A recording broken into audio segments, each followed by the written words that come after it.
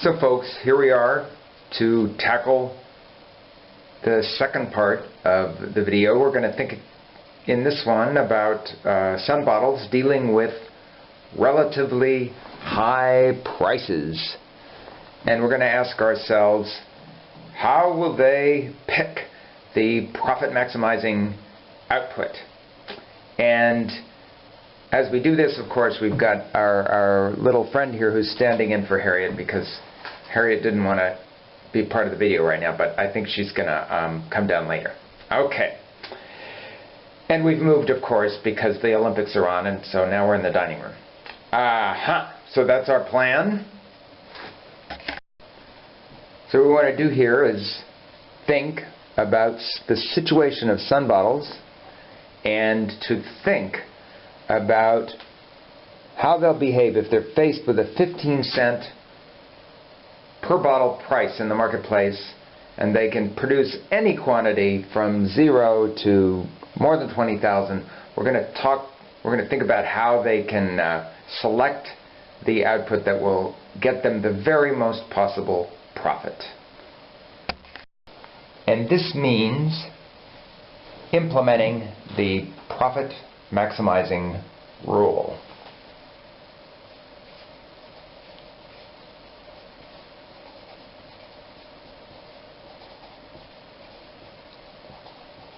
Which is just a special version of the second principle that gets introduced in our textbook, the cost-benefit principle, that says take any action as long as the additional benefit exceeds the additional cost. Well, the profit maximizing rule is going to tell the firm that they ought to expand their output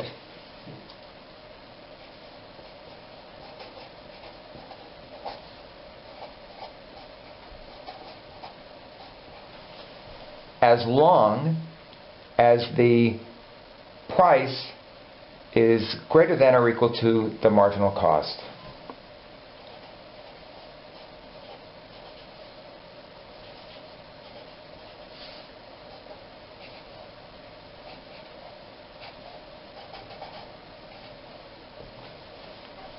Expand output as long as price is greater than or equal to marginal cost.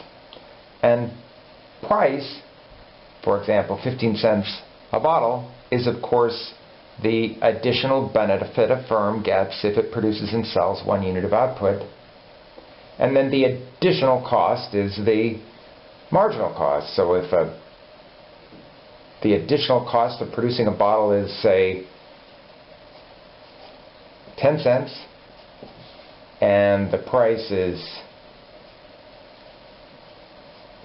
15, then of course the profit maximizing rule would say that's a bottle that we ought to produce, because the fact that it brings in more revenue than it generates in cost means that it will add to our profit. So let's think about this profit maximizing rule and sun bottles being faced with a market price of 15 cents a bottle, and let's ask ourselves, what quantity will they pick? So let's see what sun bottles will do if they face that really high price in the marketplace. So the price is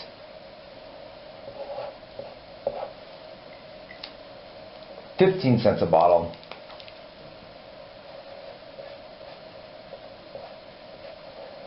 And we're going to ask ourselves, what's the best they can do? What's the most profit they can make at that price? And we're going to implement that profit maximizing rule. So we're going to pay attention to these marginal cost numbers, and we're going to think about what they tell us about the best output level for this firm given the price. So I'd like you to think about that for a minute and see if you can figure it out. Maybe pause the video, give yourself a little extra time.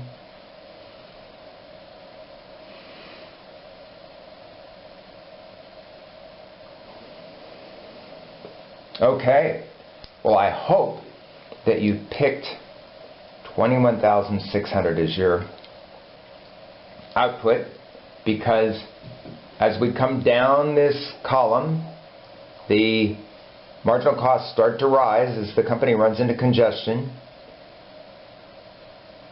And if we got here to 17.8 cents a bottle, we'd know that we'd come too far, because that's higher than our price.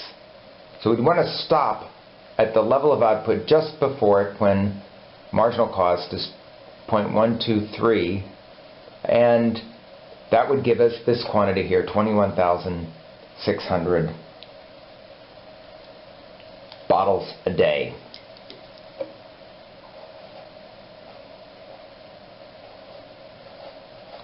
And let's see how Sun Bottles is doing at that really, really high price.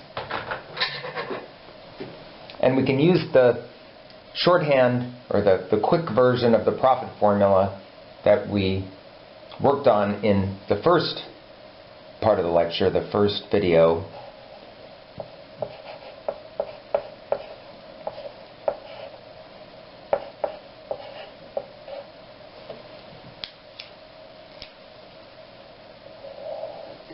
So we're going to take the price, subtract the average total cost, and multiply that whole thing by the quantity. So the price is 15 cents.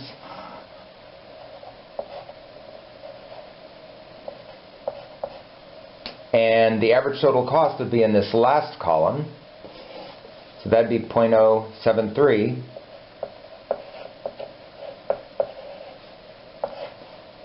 And if we do the math there, that's going to be 0.077.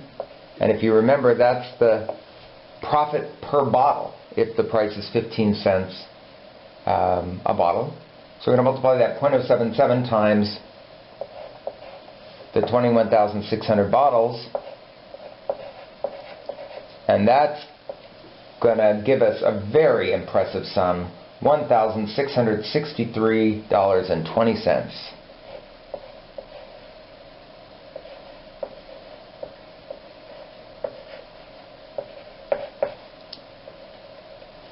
So that's the daily profit that Sun Bottles will make if they're lucky enough to be faced with such a high price.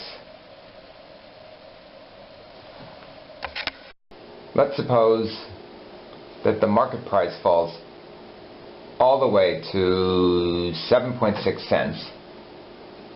So maybe the shift looks something like this.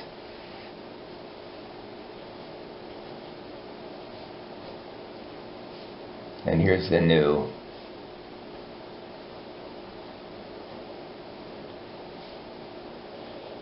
equilibrium price. And so that means that we've got a new demand curve over here for Sun Bottles.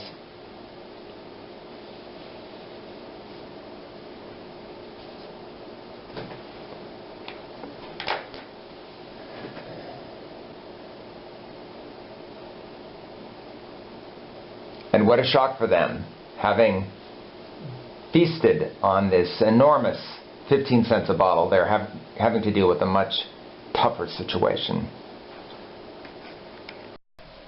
So let's think now about what Sun Bottles would do if they had to adjust to the shockingly low price that came about as a result of that demand shock.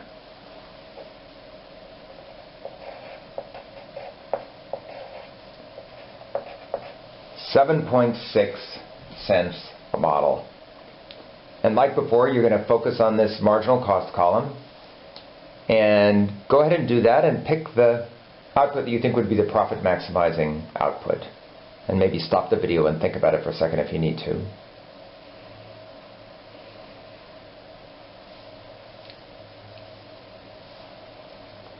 Okay. Well, I hope you picked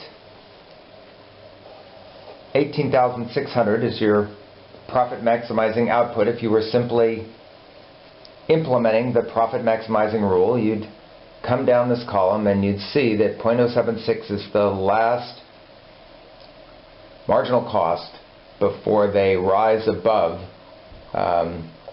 the price of 0.076. And since this is exactly equaling the price, it's an appropriate level of output given the profit maximizing rule that said expand output as long as price is greater than or equal to marginal cost. So we're going to pick 18,600, and like we did before, we can check just to see how well Sun Bottles is doing profit-wise at this new output. So we have 0.076 minus 0.068, which means that they're making a very, very slim 0.8 of a cent per bottle, and that's profit, 0.008 cents, $0.008 per bottle in profit, and the quantity is 18,600, and that product would give us 148.80.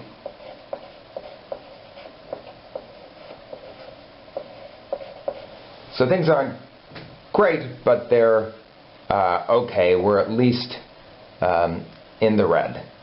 Or no, excuse me. We're at least in the black. Sorry. In the black.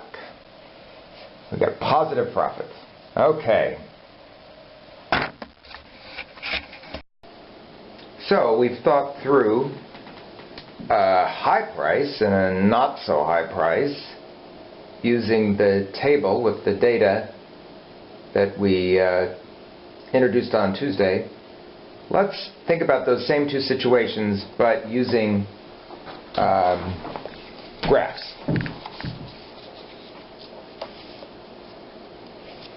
And this is nice because we can graph the demand curve along with the cost curves. But let's start with the cost curves. Marginal cost first. Here's the blue one. So that's just a graph of the marginal cost values from the table. And we've got output per day down here and cost per bottle here. And then average variable cost is the dotted line. Average fixed cost is the very faintly dotted line, and you can see it's going down and down and down as those costs are spread over more and more and more bottles. And then finally we've got average total cost, which is this top line. Okay, so let's get the demand curve in there.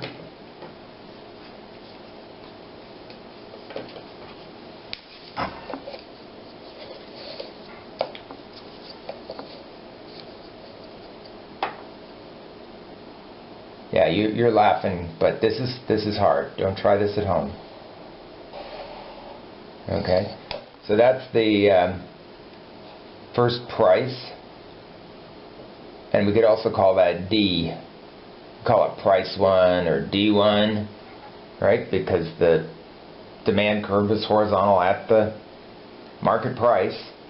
And the way we're going to think about this is we're just going to look for the place where the marginal cost curve, this one, right,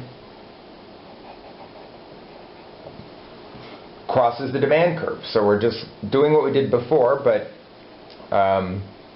in a more visually exciting way, going to higher and higher output levels, watching that marginal cost climb as the congestion affects the cost per unit for additional units produced, and bang, we hit the level where marginal cost and price are equal. And of course we're not actually going to produce quite there because we said that we'd only hire integer numbers of people because of the long commute, but so we're just going to be producing just short of there, right? And we said that that was 21,600.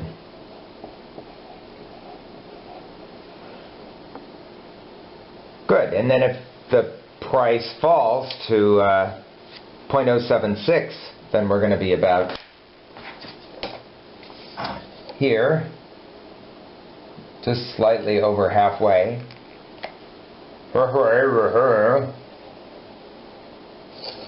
Oh, excuse me, halfway between 5 cents and 10 cents. So we could call this P2 or D2, and it's 0.076. And we're going to do the same thing. We're going to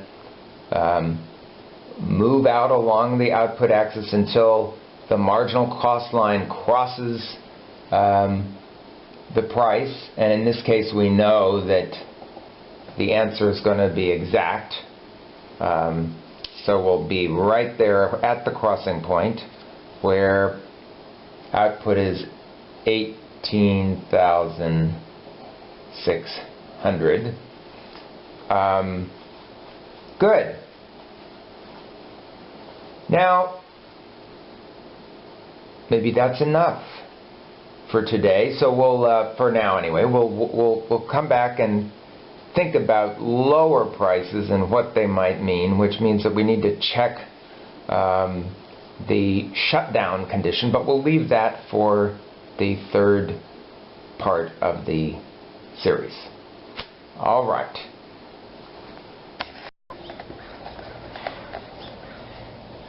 Oh, I forgot. I promised you Harriet.